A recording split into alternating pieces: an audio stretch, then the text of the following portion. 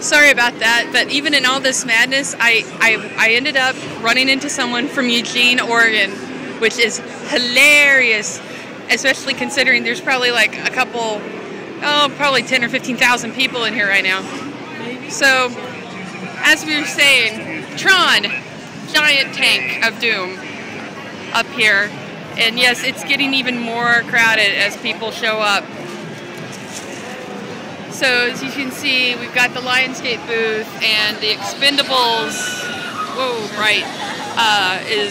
is the big thing for them this year. But we'll go over to the Tron stuff because you just have to see this if I can make it over and not get trampled. Also, The Walking Dead from AMC has a massive booth where you can go pose with the dead. But this is the Tron booth, and I want you to see the merchandise that is about to come out for this movie. Here we go over here. These are the new PS3 Tronified headphones. This is a charger that looks like one of the discs. Some of the toy tie-ins. I believe that's a Wii controller. And I think that's an iPad. I think that's an iPhone holder. Xbox controllers, mouse, keyboard, which I'm in lust with. We move over here.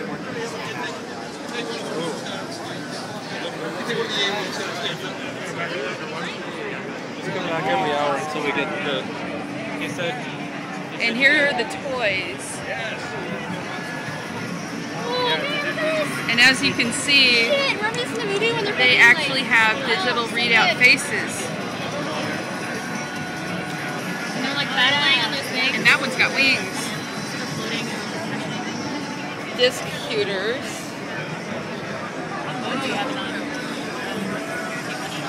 Oh, and here you go. That, I believe, is a case. Some of the smaller action figures that everything lights up, which is pretty awesome. Here you go. And, of course, Identity and Light Discs. And that is the coup d'etat of the con right there.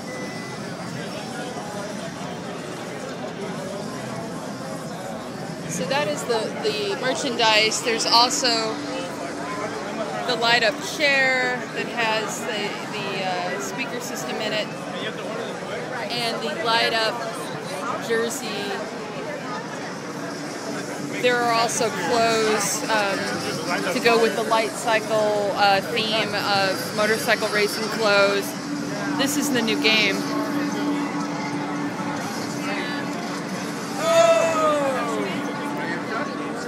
So that's Tron at Comicon. And of course, you have the light cycle that's on display.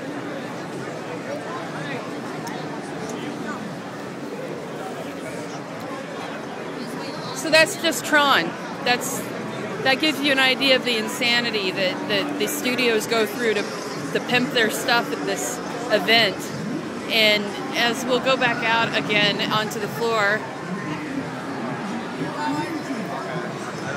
this gives you an idea of the crowd. She's closed now. Hey, man, it's clear out now. We can go on an adventure. I don't know, dude. I think we got all the adventure we need right here. There's some Cartoon Network.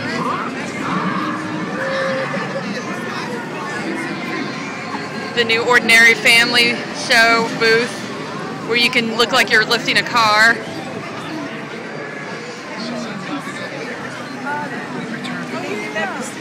There's a bird's eye view.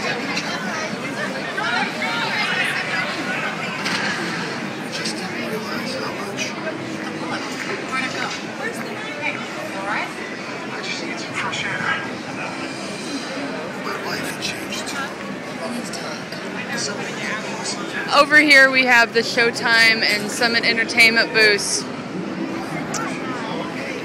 After Dark Films also has a booth over this way. Like I said, this is Studio Row. They buy massive chunks of landscape in this at the convention and just build these giant booths to pimp their stuff. I know there's a difference. Make sure you check out the website at Shanghai. You can Google on your phone. Red-themovie.com. There's a hit girl. Nickelodeon and Fox is over there.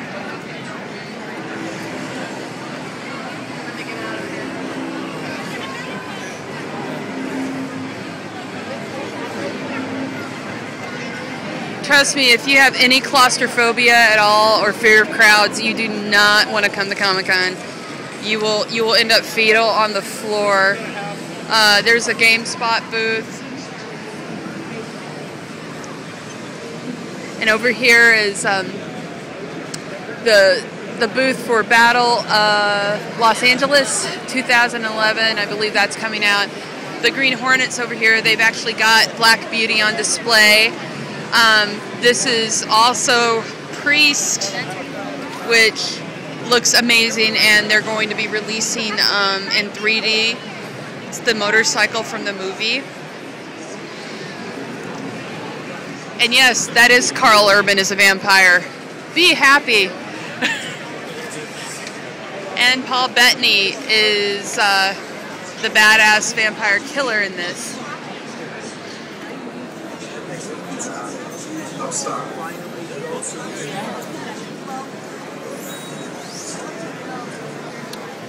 G4 has a massive setup because they cover this entire show for most of it. You can see some of their gear up there.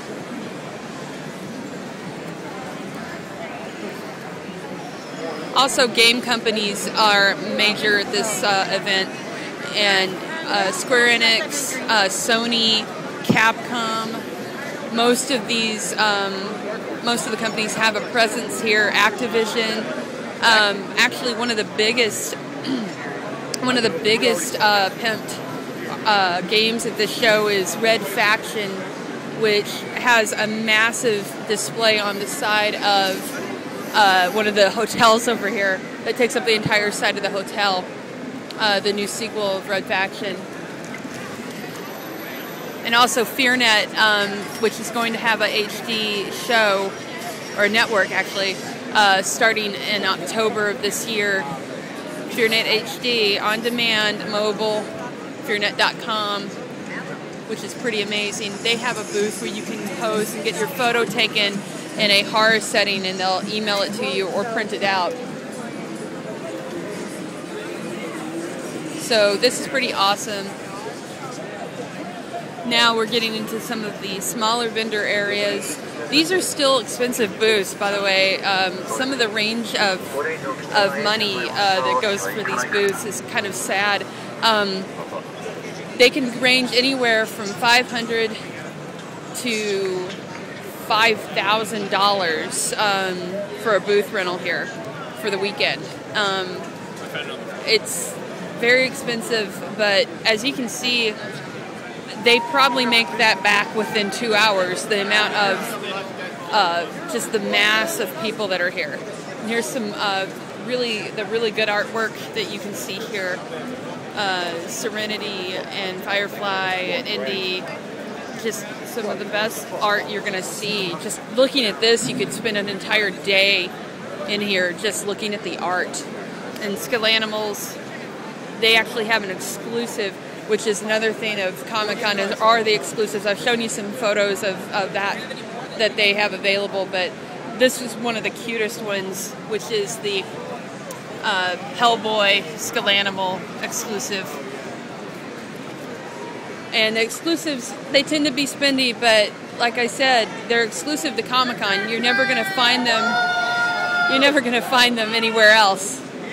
So And there you have it. I will be back with some more footage, but the other constant at Comicon is the Warner Brothers booth, which always has the giant tower, the water tower up at the top.